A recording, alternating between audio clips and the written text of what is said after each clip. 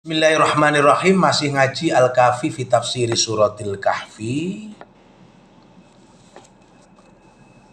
Qala Allah Ta'ala, Allah berfirman tentang naba dalam surat At-Taghabun ayat 5. A'udzubillahi minasyaitonirrajim. Alam ya'tikum, apakah belum sampai kepada sekalian naba'ul ladzina kafaru, berita tentang orang-orang kafir min qablu, sebelum generasi kalian itu. Jadi min qablu yang sudah terdahulu. Jadi Allah menanyakan kepada kita, dulu pernah ada orang-orang yang dibinasakan oleh Allah karena ulahnya sedemikian rupa. Apakah berita tentang mereka itu belum sampai kepada kalian? Fadzaku, mereka itu merasakan wabala amrihim, akibat buruk dari perbuatan mereka. Walahum, dan bagi mereka adzabun, siksaan alimun yang pedih. Nah, di sini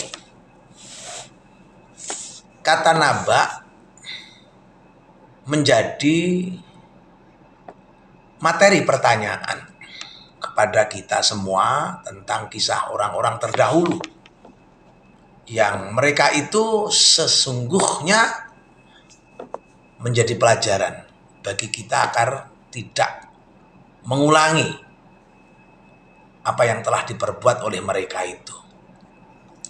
Seperti misalnya Qarun. Qarun itu disampaikan begitu gamblang oleh Al-Quran sebagai sosok yang kaya raya. Kalau sekarang disebut konglomerat gitu ya. Sampai-sampai kunci gudang hartanya itu harus dipikul kalau ingin membawa ke suatu tempat. Nah, kemudian dia itu suka memamerkan hartanya itu. Fakharaja ala qaumi fi zinati.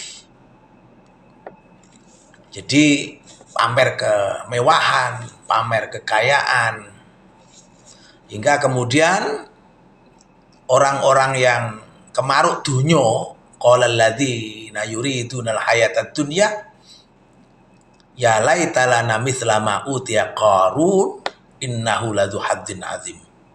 Jadi sampai-sampai mereka itu terpesona dengan pamer kekayaan Qarun itu. Dan Qarun pun dengan sombongnya mengatakan bahwa harta itu bukan dari Tuhan, bukan dari orang lain, tapi hasil jelih parahnya sendiri. Jadi keringatnya sendiri. Nah, apa yang kemudian terjadi? Fakhosabna bihi wa bidarihil ard. Jadi Allah kemudian menghukum Qarun dengan cara ditenggelamkan, dibenamkan Qarun itu beserta rumahnya ke dalam bumi. Fakhosafna bihi wa bidarihil ard. Jadi wonge saumai dibenamkan ke dalam tanah. Seperti bencana likuifikasi itu ya, apa itu? Tanah yang kemudian bergerak, memisahkan diri, membentuk lubang, hingga benda-benda di atasnya tenggelam, terbenam di bawahnya itu, di bawah tanah. Nah, itulah hukuman kepada Qarun.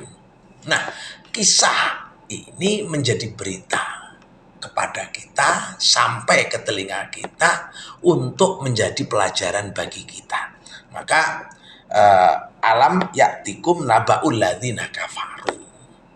Jadi Allah mempertanyakan kepada kita, apa belum sampai berita tentang generasi-generasi terdahulu yang kufur nikmat, yang tidak percaya kepada Allah, sampai kemudian mereka merasakan akibat buruk atas apa yang mereka perbuat.